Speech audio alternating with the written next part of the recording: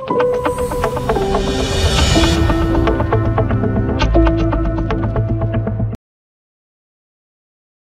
நல்லா இருக்கும்போது அந்த ஸ்டாக் பர்ஃபார்ம் பண்ணும், எக்கானமி வீக்காக இருக்கும்போது பர்ஃபார்ம் பண்ணாது. அதே மாதிரி கமாடிட்டி ஸ்டாக்ஸ் வந்து ஃபோக்கஸ் பண்ணக்கூடாது. இதெல்லாம் வந்து மல்டிபேக்கர் ஸ்டாக்கில் இருக்கிற ஃபஸ்ட்டு 2 பாயிண்ட்ஸ். டெப்ட் ஈக்விட்டி ரேஷியோன்னு ஒன்று இருக்குது. அந்த டெப்ட் ஈக்விட்டி ரேஷியோ வந்து கரெக்டாக வந்து இருக்கான்னு பார்க்கணும். இந்த டெப்ட் ஈக்விட்டி ரேஷியோ வந்து பார்த்தீங்கன்னு சொன்னால் 0.5லேருந்து 1.5 இருக்கணும். ப்ரொமோட்டர் ஹோல்டிங் பார்த்தீங்கன்னா 50% குறையாமல் இருக்கணும் ஒரு மல்டிபேக்கர் ஸ்டாக்கில். ஸோ 50% கீழே இருந்துன்னு சொன்னால் அந்த ஸ்டாக்ஸ் வந்து ப்ரொமோட்டருக்கே கான்ஃபிடென்ட் இல்லை. ஸோ அப்படி இருக்கும்போது இன்வெஸ்டர்ஸ் வந்து எப்படி நம்பி இன்வெஸ்ட் பண்ணுவாங்க? ஸோ மல்டிபேக்கர் ஸ்டாக்கில் வந்து கண்டிப்பாக ப்ரொமோட்டர் ஹோல்டிங்ஸ் மினிமம் 50% இருக்குன்னு தொடர்ந்து வாங்குறாங்கன்னு பார்க்கணும். ஓப்பன் மார்க்கெட்லேருந்து வாங்கினா அதை வந்து இன்வெஸ்டர்ஸுமே அதை நோட் பண்ணி, இப்போ நம்மளே வந்து சொமேட்டோ ஸ்விக்கியில் ஆர்டர் பண்ணுறோன்னா குயிக்காக டெலிவரி பண்ணணும்னா அவங்களே அந்த கேச்சிங் பாயிண்ட்ஸ் வந்து கொடுக்குறாங்க. அப்போ தான் கஸ்டமர் சாட்டிஸ்ஃபேக்ஷன் இருக்கும், நம்ம கொடுக்குற காசுக்கு ஒரு மதிப்பு இருக்குன்னு நம்ம நினைக்கிறோம். அதே மாதிரி பிஸ்னஸில் வந்து மல்டிபேக்கர் ஸ்டாக்காக இருக்கணும்னா அந்த வால்யூம், அந்த ஆர்டர் வந்து எப்படி எஃபெக்டிவாக மேனேஜ் பண்ணுறாங்க. மல்டிபேக்கர் ஸ்டாக்கில் இன்னொரு முக்கியமான விஷயம் ROCE. இந்த ROCEங்கிறது ரிட்டர்ன் ஆன் கேபிட்டல் எம்ப்ளாய்டு. இது 15%க்கு மேலே இருந்தால் இது வந்து ஒரு ஸ்டாக்குக்கு வந்து ஒரு ஸ்ட்ரென்த்தான வந்து ஒரு விஷயம். அதாவது இன்வெஸ்ட்மெண்ட்டுன்னு வரும்போது அது மல்டிபேக்கரோ நான் மல்டிபேக்கரோ, இன்வெஸ்ட்மெண்ட்டுன்னு வந்தால் டெஃபினட்டாக வந்து பார்த்தீங்கன்னா ஒரு அட்வைசருங்கிறது ஒருத்தர் வச்சுக்கிறது நல்லது. ஆதன் பிசினஸ் நேயர்களுக்கு வணக்கம். தொடர்ந்து நம்ம சேனல்ல mutual fund, investment, stock market இப்படி நிறைய விஷயங்களை பார்த்துக்கிட்டு வரோம். அந்த வகையில இன்னைக்கு மல்டிபேக்கர் ஸ்டாக்ஸை பத்தி தான் பார்க்க போறோம். இதை பத்தி நம்ம கூட ஷேர் பண்ணிக்க இன்னைக்கு ஜாயின் பண்ணிருக்காரு ஃபினான்ஷியல் எக்ஸ்பர்ட் முரளிதர் அவர்கள். வாருங்கள் பேசலாம். வணக்கம் சார். வணக்கம் கத்தி, எப்படி இருக்கீங்க? நல்லா இருக்கு சார், நீங்க எப்படி சார்? நல்லா இருக்கும் சார். லாஸ்ட் டைம் நம்ம மல்டிபேக்கர் ஸ்டாக்ஸை பற்றி பேசிக்கான விஷயங்கள் பார்த்தோம். இந்த டைம் கொஞ்சம் டீட்டெயிலாக பார்க்கலாம் சார். மல்டிபேக்கர் ஃபண்ட் ட்ரெண்ட் எப்படி சார் கண்டுபிடிக்கிறது? மல்டிபேக்கர் ட்ரெண்டு வந்து பார்த்திங்கன்னா 2 விதமாக நம்ம பிரிக்கலாம். லாஸ்ட் டைம் சொன்ன மாதிரி தான் ஃபண்டமெண்டல், டெக்னிக்கலு. இந்த ஃபண்டமெண்டலில் வச்சு நம்ம பார்க்கும்போது ஃபஸ்ட்டு வந்து செக்டார் நம்ம எடுத்துக்கணும். எந்த செக்டார் அப்படிங்கிறத எடுத்துக்கிறோம். இப்போ டிஃபென்ஸு, ஃபார்மா, டெக்ஸ்டைல்ஸு, ஃபினான்ஸ் நிறையா இருக்குது. ஸோ இப்போ அதில் வந்து ஏதாவது ஒரு ஸ்டாக்கை வந்து எடுத்துக்கிறாங்க அப்படின்னா ஃபண்டமெண்டலாக வந்து பார்க்கணும். ஃபண்டமெண்டலாக பார்க்கும்போது பார்த்திங்கன்னா ஒரு ஸ்டாக்கோடைய PE, அதாவது ப்ரைஸ் ஏர்னிங் ரேஷியோ வந்து 30 இருக்கணும். ஸோ 30 இருந்ததுன்னு சொன்னால் அந்த ஸ்டாக் வந்து ஃபஸ்ட்டு ஒரு செலெக்ஷன் க்ரைட்டீரியாக்குள்ளே வந்துடும். அடுத்தது வந்து பார்த்திங்கன்னா சைக்ளிக்கல் ஸ்டாக்காக இருக்கக்கூடாது. சைக்ளிக்கல் ஸ்டாக்னா என்னென்னா எக்கானமி பேஸ்டு, நம்ம பொருளாதாரத்தை அடிப்படையாக வச்சுருந்து செலக்ட் பண்ணுற ஸ்டாக்ஸ் வந்து எக்கானமி நல்லா இருக்கும்போது அந்த ஸ்டாக் பர்ஃபார்ம் பண்ணும், எக்கானமி வீக்காக இருக்கும்போது பர்ஃபார்ம் பண்ணாது. அதே மாதிரி கமாடிட்டி ஸ்டாக்ஸ் வந்து ஃபோக்கஸ் பண்ணக்கூடாது. இதெல்லாம் வந்து மல்டிபேக்கர் ஸ்டாக்கில் இருக்கிற ஃபஸ்ட்டு 2 பாயிண்ட்ஸு.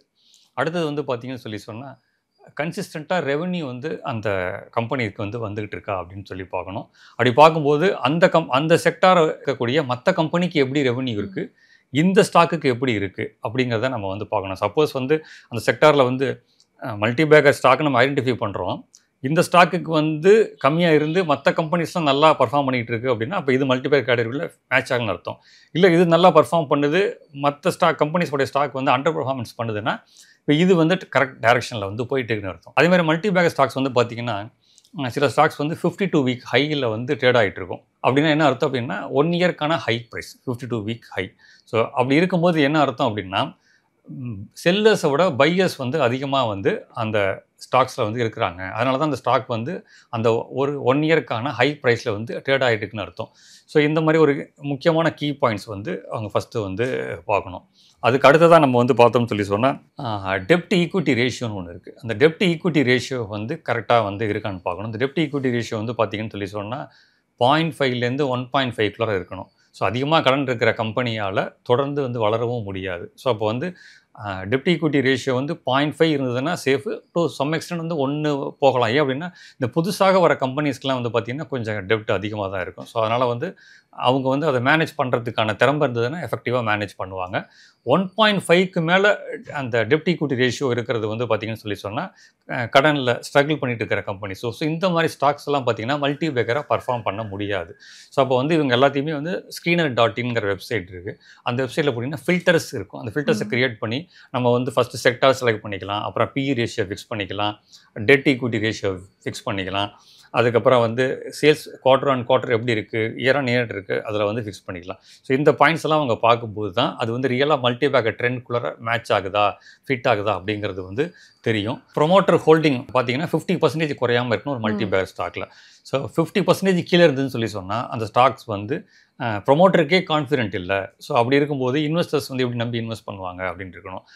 இன்னொன்று வந்து மல்டிபேக் ஸ்டாக்ஸில் வந்து பார்த்தீங்கன்னு சொல்லி சொன்னால் ப்ரொமோட்டர் வந்து சம்டைம்ஸ் வந்து ஓப்பன் மார்க்கெட்லேருந்து வந்து பை பண்ணுவாங்க. ஸோ எக்ஸாம்பிள் வந்து இப்போ ஒரு ப்ரொமோட்டர் வந்து ஒரு 55% வச்சுருக்காரு அப்படின்னா ஓப்பன் மார்க்கெட்லேருந்து ஒரு 2% வாங்குறாரு இந்த குவார்ட்டரில். நெக்ஸ்ட் குவார்ட்டரில் வந்து 1 or 2% இன்க்ரீஸ் பண்ணார் அப்படின்னா அந்த கம்பெனியில் சம்திங் ஏதோ நல்ல விஷயம் நடந்துகிட்டு இருக்குன்னு அர்த்தம். ஸோ ப்ரொமோட்டர் அப்போ தான் வந்து வாங்குவார். இதுவே ஆப்போசிட்டாக ப்ரொமோட்டர் வந்து தொடர்ந்து செல் பண்ணிட்டு இருக்காரு அப்படின்னு சொல்லி சொன்னால் something wrong is going in the ஸ்டாக்னு அர்த்தம்.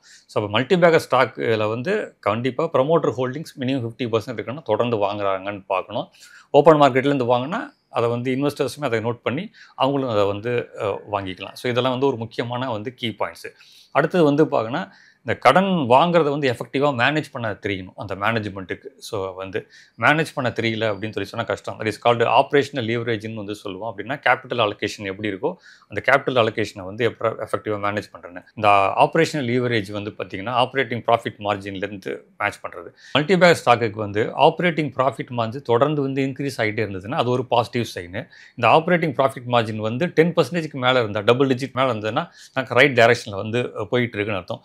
இன்னொன்று வந்து என்னென்னா சில கம்பெனியில் வந்து பார்த்திங்கன்னா சேல்ஸ் வந்து 20%, ரெவன்யூ வந்து 20% இன்க்ரீஸ் ஆகும், ப்ராஃபிட் மார்ஜின் வந்து 40% இன்க்ரீஸ் ஆகும் அப்படின்னு சொல்லி சொன்னால் அந்த ஆப்ரேஷன் லீவரேஜை கரெக்டாக அவங்க மேனேஜ் பண்ணுறாங்க அப்படின்னு. ஸோ அதாவது என்னென்னா எக்ஸ்பென்சஸ் வந்து அண்டர் கண்ட்ரோல்டு, ஸோ எஃபெக்டிவாக மேனேஜ் பண்ணுறாங்க. ஸோ அதனால் சேல்ஸ் வந்து 20%, profit 40% is going in the right direction, பெட்டராகவே பண்ணிகிட்டு இருக்காங்கன்னு அர்த்தம். ஸோ இதுவும் வந்து ஒரு முக்கியமான வந்து கீ பாயிண்ட்ஸு. அதே மாதிரி வந்து கம்பெனியோடைய அந்த income so quarter by quarter வந்து டிக்ளைன் ஆகக்கூடாது. தொடர்ந்து ஒரு கம்பெனி வந்து 3 குவார்ட்டர் தொடர்ந்து டிக்ளைன் ஆச்சுன்னா சம்திங் ராங்னு அர்த்தம். இதுவே தொடர்ந்து 3 குவார்ட்டர் வந்து இன்க்ரீஸ் ஆகிட்டே இருந்துச்சு சொன்னால் சம்திங் குட்டு. ஸோ அப்படின்னா இது வந்து ஒரு மல்டிபேக் ஸ்டாக்காக கன்சிடர் பண்ணுறதுக்கான ஒரு சிறந்த வாய்ப்பாக நம்ம வந்து கன்சிடர் பண்ணிக்கலாம். அதே மாதிரி பார்த்தீங்கன்னா கம்பெனிக்கு வந்து நிறைய கம்பெனிஸ்க்கு வந்து தொடர்ந்து வந்து ஆர்டர்ஸ் வந்து பிஸ்னஸ் வந்து கிடச்சிக்கிட்டே இருக்கும். ஸோ அந்த பிஸ்னஸ் வந்து கிடைக்கும் போது எஃபெக்டிவாக மேனேஜ் பண்ண தெரியணும். ஒரு டைம் ஃப்ரேம்குள்ள அந்த ஆர்டர் வந்து எக்ஸிக்யூட் பண்ணுறது அக்ரிமெண்ட்லாம் போட்டிருப்பாங்க. ஸோ ஒரு கம்பெனிக்கு வந்து ஒரு 100 crores ஆர்டர் கிடைக்குது அப்படின்னு சொல்லி சொன்னால் அதை வந்து எப்படி இப்போ நம்மளே வந்து Zomato, Swiggyயில் ஆர்டர் பண்ணுறோன்னா குயிக்காக டெலிவரி பண்ணணும்னா அவங்களே அந்த கேச்சிங் பாயிண்ட்ஸ் வந்து கொடுக்குறாங்க. அப்போ தான் கஸ்டமர் சாட்டிஸ்ஃபேக்ஷன் இருக்கும், நம்ம கொடுக்குற காசுக்கு ஒரு மதிப்பு இருக்கும் நம்ம நினைக்கிறோம். அதே மாதிரி பிஸ்னஸில் வந்து மல்டிபேக் ஸ்டாக்காக இருக்கணும்னா அந்த வால்யூம், அந்த ஆர்டர் வந்து எப்படி எஃபெக்டிவாக மேனேஜ் பண்ணுறாங்க, அந்த டைம் ஃப்ரேம்குள்ளே வந்து ப்ராப்பராக டெலிவரி பண்ணுறாங்களா. ஸோ டெலிவரி பண்ணாவே அதனால் வந்து ஆப்ரேஷனல் எஃபிஷியன்சியில் வந்து உட்காரும். ஸோ இதெல்லாம் வந்து one of the key point of the multibagger of the selection of the stocks. Multibagger ஸ்டாக்கில் இன்னொரு முக்கியமான விஷயம் ROCE. இந்த ROCEங்கிறது ரிட்டர்ன் ஆன் கேபிட்டல் எம்ப்ளாய்டு. இது 15%க்கு மேலே இருந்தால் இது வந்து ஒரு ஸ்டாக்குக்கு வந்து ஒரு ஸ்ட்ரென்த்தான வந்து ஒரு விஷயம். ஸோ அப்போ வந்து எஃபெக்டிவாக அந்த ஸ்டாக் வந்து தொடர்ந்து கன்சிஸ்டண்ட்டாக பெட்டராக பர்ஃபார்ம் பண்ணக்கூடிய இருக்குது. ஸோ நம்ம பேசின இவ்வளோ பாயிண்ட்ஸுமே வந்து பார்த்தீங்கன்னு சொல்லி சொன்னால் ஒரு மல்டிபேக்கர் ஸ்டாக்ஸுக்கு ஃபண்டமெண்டலாக நம்ம பிக் பண்ணக்கூடிய ஒரு ரீசன். ஓகே சார், இப்போ ஒரு ஸ்டாக் செலெக்ஷன் எடுத்துக்கிட்டோம் அப்படின்னா வந்து டெக்னிக்கல், ஃபண்டமெண்டல் ரெண்டுமே ரொம்ப முக்கியமாக இருக்குது. இப்போ ஃபண்டமெண்டல் நீங்கள் சொல்லிட்டீங்க, அப்போ டெக்னிக்கல் போகலாம். கரெக்ட். டெக்னிக்கல் வந்து பார்த்தீங்கன்னா நான் சொன்ன மாதிரி பிஸ்னஸ் சரியாக இருந்ததுன்னு சொல்லி சொன்னால் டெக்னிக்கல் டூலில் ஒரு பேசிக்கான சிம்பிளான டூல் வந்து ஈவன் ஒரு பிகினர் கூட வந்து எப்படின்னா மூவிங் ஆவரேஜ்னு ஒரு டெக்னிக்கல் டூல் இருக்குது. ஸோ இந்த மூவிங் ஆவரேஜ் வந்து பார்த்தீங்கன்னா 50-day மூவிங் ஆவரேஜ்னு இருக்குது. ஒரு டெய்லி சார்ட்டில் வந்து இதை வந்து அவங்க ஃபிக்ஸ் பண்ணிக்கிறாங்க அப்படின்னா ஒரு ஸ்டாக் வந்து மல்டிபேக்கர் ஸ்டாக்காக இருக்கணும்னா இந்த 50-day மூவிங் ஆவரேஜ் வந்து பார்த்தீங்கன்னா இப்படி தொடர்ந்து இப்படி கீழேருந்து மேலே ரைஸ் ஆகிட்டே இருக்கும். ஸோ அந்த ஸ்டாக் ப்ரைஸ் வந்து பார்த்தீங்கன்னா அந்த ட்ரெண்டில் அந்த மூவிங் ஆவரேஜோடையே சேர்ந்து வந்து க்ரோ ஆகிட்டே இருக்கும். ஸோ இது வந்து ஒரு பேசிக் இண்டிகேட்டர். ஸோ ஒரு ஸ்டாக் வந்து தொடர்ந்து வந்து 6 மாதமோ 1 வருஷமோ தொடர்ந்து பர்ஃபார்ம் பண்ணுது அப்படின்னு சொல்லி சொன்னால் ரைட் டைரக்ஷன். சம்டைம்ஸ் வந்து நல்லா பர்ஃபார்ம் பண்ணிடுச்சு, 2 years 3 years பர்ஃபார்ம் பண்ணிடுச்சு ஒரு ஸ்டாக் அப்படின்னு சொல்லி சொன்னால் 50-day மூவிங் ஆவரேஜ் கீழே கட் பண்ணி கீழே போகிற மாதிரி ப்ரைஸ் தெரியுதுன்னா அப்போ ஏற்கனவே இன்வெஸ்ட் பண்ணாமல் அந்த இடத்துல வந்து ப்ராஃபிட் புக் பண்ணிக்கிறது நல்லது. ஸோ ப்ராஃபிட் போர்ஷனை செல் பண்ணிவிட்டு பேலன்ஸ் குவான்டிட்டியை ஹோல்டு பண்ணலாம். சில ஸ்டாக்ஸ் வந்து பார்த்தீங்கன்னா 50-day மூவிங் ஆவரேஜ் கீழே இறங்கி 6லேருந்து 12 மாதம் வரைக்கும் ஒரு டைம் ஃப்ரேம்குள்ளே ஒரு ரெக்டாங்கிள் ஷேப்பில் வந்து பார்த்தீங்கன்னா பாக்ஸ் மாதிரி இப்படி ஏறி ECG மாதிரி வச்சுக்கோங்களேன், இப்படி ஏறி போயிட்டே இருக்கும். ஸோ இந்த டைம் ஃப்ரேம்லேயே வந்து கன்சாலிடேட் ஆகிட்டே இருக்கும். எகெயின் வந்து பார்த்தீங்கன்னா இந்த ரெக்டாங்கிள் ஷேப்பில் இருக்கிற அந்த பாக்ஸை பிரேக் பண்ணி திருப்பி வந்து மேலே போகும்போது திருப்பி அந்த ஸ்டாக் வந்து பார்த்தீங்கன்னா 1x return, 2x return, 3x return கொடுக்கும். 1x மீன்ஸ் வந்து 100%. ஸோ இந்த மாதிரி. ஸோ இது வந்து டெக்னிக்கலாக இருக்கிற ஒரு சிம்பிளான டூல் வந்து மூவிங் ஆவரேஜை வச்சு செலக்ட் பண்ணிக்கிறது மல்டிபேக்கர். இது 50-day மூவிங் ஆவரேஜை வச்சு செலக்ட் பண்ணிக்கலாம். மூவிங் ஆவரேஜில் வந்து ஜென்ரலாக வந்து பார்க்குறது வந்து பார்த்தீங்கன்னா ஸ்டாக் ப்ரைஸ் வந்து இப்படி தொடர்ந்து மேலே போகும், ஹை ப்ரைஸ் போயிட்டு திருப்பி என்ன பண்ணுவாங்க, ட்ரேடர்ஸ் இருப்பாங்க, இன்வெஸ்டர் இருப்பாங்க. இன்வெஸ்டர் தான் மல்டிபேக்கர் ஸ்டாக்ஸ். ட்ரேடர்ஸுங்கிறத வந்து அப்பப்போ வாங்கி செல் பண்ணுறவங்க. ஸோ அப்போ என்ன ஆகுன்னா இந்த ஹை ப்ரைஸ் போயிட்டு திருப்பி வந்து லோ வரும், லோ வந்து திருப்பி எகைன் வந்து ஒரு நியூ ஹை போகும். அந்த நியூ ஹை போயிட்டு திருப்பி எகைன் ஒரு சின்ன லோ வரும் எகைன். ஸோ இந்த ட்ரெண்ட் பார்த்தீங்கன்னா இப்படி வந்து ரைஸ் ஆகிட்டே இருக்கும். ஒரு ஹை ஒரு லோ எகைன் ஒரு new high new low. So இந்த ட்ரெண்டையும் வந்து அதே 50-day மூவிங் ஆவரேஜ்லேயே வந்து ஒரு இன்வெஸ்டர்ஸ் வந்து கன்சிடர் பண்ணலாம். ஸோ இந்த ட்ரெண்ட் அவங்க அப்படியே ஃபாலோ பண்ணால் அது ரொம்ப யூஸ்ஃபுல்லாக இருக்கும்.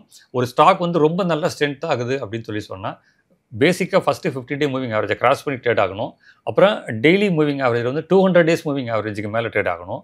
வீக்லி மூவிங் ஆவரேஜ் அபவ் 200 இருந்தால் அந்த ஸ்டாக் வந்து இன்னும் ரொம்ப நல்ல ஸ்ட்ராங்கான ஸ்டாக்காக இருக்குது. ஸோ அப்படின்னா 200 days ப்ரைஸிங் ஆவரேஜ் ப்ரைஸுக்கு மேலே வந்து அந்த ஸ்டாக் வந்து ட்ரேட் ஆகிட்டு இருக்கு அப்படின்னு அர்த்தம். ஸோ டெக்னிக்கலாக வந்து இந்த சின்ன டூலை யூஸ் பண்ணி அந்த ட்ரெண்டோடு சேர்ந்து நம்ம ரைட் பண்ணலாம். ட்ரெண்ட் இஸ் யுவர் ஃப்ரெண்டுன்னு நம்ம வந்து சொல்லுவோம். ஸோ அந்த ட்ரெண்டை வந்து அவங்க அப்படியே ஃபாலோ பண்ணால் டெஃபினட்டாக அந்த மல்டி பேக்கர் ஸ்டாக்ஸ் வந்து ரொம்ப யூஸ்ஃபுல். ஆனால் இது எல்லாமே வந்து அந்த ஃபண்டமெண்டல் ஆட்ரிபியூட்டிஸ் ஃபிட் ஆகிற ஸ்டாக்குக்கு தான் இந்த டெக்னிக்கலாக இருக்கிறது எல்லாமே வந்து செட் ஆகும்.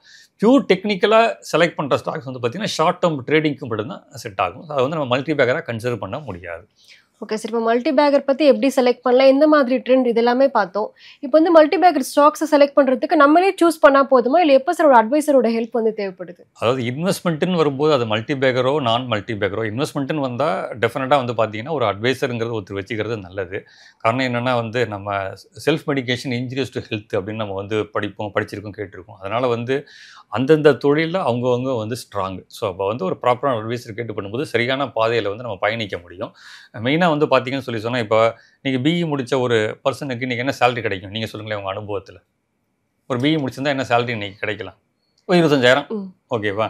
ஸோ இப்போ 25,000 ஏர்ன் பண்ணுறதுக்கு ஒரு 4 வருஷம் வந்து படிக்கணும் அப்படின்னு நம்ம வந்து கன்சிடர் பண்ணலாம். ஆனால் ஒரிஜினலாக 4 வருஷம் கிடையாது. 1ஆவதுலேருந்து 12ஆவது முடிக்கணும். அப்புறம் தான் காலேஜ் 4 years. கிட்டத்தட்ட ஒரு 17 years வந்து படித்தா தான் ஒரு 25,000 நம்ம சம்பாதிக்க முடியுது. அப்போ வந்து ஒரு இன்வெஸ்ட்மெண்ட்லேருந்து நம்ம சம்பாதிக்கணும்னா அது மல்டி பேக்கர் மாதிரி ஒரு ரிட்டர்ன் பண்ணணும்னு சொல்லி சொன்னால் நம்ம வந்து அப்போ எவ்வளோ டைம் ஸ்பெண்ட் பண்ணணும். ஸோ அப்போ அந்த அளவுக்கான லேர்னிங் கொடுக்கணும்னா ஸோ இதெல்லாம் நம்ம வந்து பிஸி ஸ்கெட்யூலில் வந்து பண்ண முடியாது. இப்போ நிறைய டிஃப்ரெண்ட் டைப் ஆஃப் ப்ரொஃபஷன்ஸ் இருப்பாங்க. இப்போ உங்கள் வேலையிலேயே எடுத்துக்கோங்களேன். இப்போ நீங்கள் ஒரு டிவி ஆங்கராக இருக்கீங்க. ஸோ நீங்கள் வந்து ஒரு ஒர்க் பிஸியில் உங்கள் ஸ்கோர் ஏரியா ஆஃப் ரெவன்யூ வந்து உங்கள் வேலை. ஸோ உங்களுக்கு அங்கே வேலையிலேருந்து தான் வருமானம் வருது. இன்வெஸ்ட்மெண்ட்டை வந்து நீங்கள் இன்னொருத்தர்கிட்ட ஒரு அட்வைசர்கிட்ட ப்ராப்பராக அசோசியேட் ஆனீங்கன்னா அவங்க அந்த வேலையை பார்த்துப்பாங்க, நீங்கள் உங்கள் வேலையை பார்க்கலாம். இன்வெஸ்ட்மெண்ட்டுக்கு ரிட்டர்ன் வந்துடும். இது வந்து எல்லா தொழிலில் இருக்கிற எல்லாருக்குமே வந்து ஒரு பொருந்தக்கூட விஷயம். அதனால் வந்து associate with the right people will lead to success. Who is your associate, யார் கூட நீங்கள் அசோசியேட் ஆகிறீங்க. ஸோ அதுதான் வந்து சக்ஸஸ். ஸோ அப்போ வந்து கண்டிப்பாக ஒரு அட்வைசர் இருக்கிறதுங்கிறது டெஃபினட்டாக ரொம்ப நல்லது. கண்டிப்பாக சார். இப்போ வந்து மல்டி பேக்கர் ஸ்டாக்ஸ் வந்து எந்த செக்டாரில் சார் அதிகமாக இருக்குது? இப்போ வந்து அதிகங்கிறத விட சில விஷயங்கள் வந்து நம்மளை சுற்றி நடக்கும். பட் யார் நம்ம வந்து கவனிக்க தவறிடுவோம். இப்போ எக்ஸாம்பிள் பார்த்தீங்கன்னா இன்றைக்கி வந்து நம்ம அதிகமாக காத்தால தூங்கி எழுந்திரிச்சு எல்லாரும் வீட்டை சுத்தம் பண்ணி நம்மளுடைய வேஸ்டேஜை வந்து நம்ம பேக் பண்ணி வைக்கிறோம். அரசாங்கம் என்ன சொல்லுது, மக்கும் குப்பை மக்கா குப்பை தனித்தனியாக பிரித்து வைங்க அப்படின்னு சொல்லி ஸோ அந்த மாதிரி அதை கலெக்ட் பண்ணி போகிறதுக்கு நம்ம வந்து அந்த பணியாளர்கள் வந்து நம்ம கிட்டேருந்து வாங்கிட்டு போயிடறாங்க. அதுக்கப்புறம் அது ப்ராசஸிங் யூனிட்டுக்கு போய் ப்ராசஸ் பண்ணுறாங்க. ஸோ இப்போ வந்து இந்த ரீசைக்ளிங் பிஸ்னஸ் வந்து பார்த்திங்கன்னா மனிதகுலம் இருக்க வரைக்கும் இனிமேல் இந்த ரீசைக்ளிங் இண்டஸ்ட்ரி வந்து இனிமேல் வந்து தவிர்க்க முடியாத ஒரு இண்டஸ்ட்ரியாக வளர்ந்து வரதான் போகுது. ஆல்ரெடி கடந்த ஒரு 10 வருஷத்தில் மிகப்பெரிய வளர்ச்சியை கண்டுபிடிச்சு இன்னும் வளர வேண்டிய தூரம் ரொம்ப இருக்குது நம்ம வந்து. ஸோ இப்போ இந்த ரீசைக்ளிங் இண்டஸ்ட்ரியில் வந்து மெட்டல் ரீசைக்ளிங் இருக்குது, பெட் ரீசைக்ளிங், அதாவது பெட் பாட்டில்ஸ்லாம் இருக்கும்ல, அது பிளாஸ்டிக் ரீசைக்ளிங் இப்படி வச்சுக்கோங்களேன், மெட்டல் ரீசைக்ளிங், பிளாஸ்டிக் ரீசைக்ளிங் இருக்குது. ஸோ இந்த மாதிரி நிறைய ரீசைக்ளிங் ப்ராசஸ் இருக்குது. அதில் வந்து நம்ம கம்பெனிஸ் ஐடென்டிஃபை பண்ணி அதுலேருந்து ஸ்டாக்ஸை செலக்ட் பண்ணி அதில் இன்வெஸ்ட் பண்ணும்போது அடுத்த 5 வருஷமோ 10 வருஷமோ தொடர்ந்து அந்த இண்டஸ்ட்ரி வந்து வளர்ந்துக்கிட்டே இருக்கும். ஸோ நமக்கு வந்து இது இருக்கும். அடுத்து வந்து பார்த்திங்கன்னா BES அப்படின்னு சொல்கிறது battery energy storage system. So வந்து இப்போ வந்து சோலார் மூலமாகவோ இல்லை கோல் மூலமாகவோ தெர்மல் பவர் மூலமாக பவரை ப்ரொடியூஸ் பண்ணிடுறோம். அந்த எனர்ஜியை சேமிக்கிறதுக்கு ஒரு இது ப்ராசஸ் வேணும்ல, அப்போ தானே வந்து நம்ம அதை கன்வெர்ட் பண்ண முடியும். இப்போ எக்ஸாம்பிள் வீட்டில் இருக்கோம், கரண்ட் போச்சுன்னா இன்வெர்டர் யூஸ் பண்ணுறோம். ஸோ இப்போ வந்து அந்த எனர்ஜியை வந்து பேட்டரியாக ஸ்டோர் பண்ணி பண்ணுது. ஸோ இந்த செக்டாரும் வந்து பார்த்திங்கன்னு சொல்லி சொன்ன அந்த BES வந்து பேட்ரி எனர்ஜி ஸ்டோரேஜ் சிஸ்டம் வந்து இந்த சிஸ்டம் இந்த செக்டார் வந்து தொடர்ந்து வளரக்கூடிய செக்டார். ஸோ அதனால் இந்த செக்டாரில் ஃபோக்கஸ் பண்ணி இன்வெஸ்டர்ஸ் வந்து மல்டி பேக்கர் ஸ்டாக்ஸ் வந்து பிக் பண்ணலாம். ஸோ இதெல்லாம் எந்த ஸ்டாக்கை செலக்ட் பண்ணணும், எந்த ப்ரைஸில் என்ட்ரு ஆகணும், எந்த ப்ரைஸில் எக்ஸிட் பண்ணணும், எப்போ நம்ம வந்து நம்ம அலோகேஷனை வந்து இன்க்ரீஸ் பண்ணணும், எந்த அலோகேஷனை ரெடியூஸ் பண்ணணும், இதுக்கு தான் நமக்கு வந்து அட்வைசர் தேவை. ஸோ வந்து இப்போ நானே இருக்கிறேன் அப்படின்னு சொல்லி சொன்னால் நானே என்னோட இன்வெஸ்ட்மெண்ட்டில் வந்து 50% நான் மியூச்சுவல் ஃபண்டில் வச்சுருப்பேன், 50% ஸ்டாக்ஸில் வச்சுருப்பேன். எதுக்காக அப்படின்னா என்னோட திறமைசாலிகள் இந்த நாட்டில் 1000 பேர் இருக்கிறாங்க. ஸோ இப்போ அவங்க திறமையும் நான் யூட்டிலைஸ் பண்ணிக்கணும். என் கண்ணில் படாத பல நூற்றுக்கணக்கான ஸ்டாக்ஸ் வந்து ஒரு ஃபண்ட் மேனேஜர்ஸ்க்கு படும். ஸோ வந்து அப்போ அவங்களுடைய திறமையை நான் உபயோகப்படுத்திக்கணும்ல. ஸோ வந்து அதனால் வந்து என்னோட இன்வெஸ்ட்மெண்ட்டில் எப்பொழுதுமே நான் வந்து 50% மியூச்சுவல் ஃபண்டாகவும் 50% ஸ்டாக்காகவும் நான் வந்து வச்சுப்பேன். அதாவது ஈக்விட்டி மார்க்கெட்டு கொடுக்கக்கூடிய அலோகேஷனில். காரணம் என்னென்னு சொன்னால் இப்போ நம்ம ஒரு ஸ்டாக் வாங்குகிறோம். ஸோ இப்போ என்னுடைய கன்விக்ஷனோட மற்றவங்களுடைய கன்விக்ஷன் வேறு மாதிரி இருக்கும். ஸோ வந்து நான் இப்போ ₹100 வாங்குறேன், நான் வந்து ₹1000 வந்து செல் பண்ணுறேன் அப்படின்னு சொல்லி சொன்னால் அந்த ஸ்டாக் வந்து 5000 கூட போகும். ஓகேவா? அப்போ என்னோட கன்விக்ஷனோட அவங்க கன்விக்ஷன் அதிகமாக இருக்கும். ஸோ இந்த மாதிரி ப்ராசஸ்க்கு எல்லாமே வந்து டெஃபினட்டாக அட்வைசருங்கிறது வந்து தேவை. கண்டிப்பா சார். மல்டிபேக் ஸ்டாக்ஸை பத்தி நிறைய விஷயங்கள் ரொம்பவே அழகா சொன்னீங்க. ரொம்பவே நன்றி. ரொம்ப நன்றி.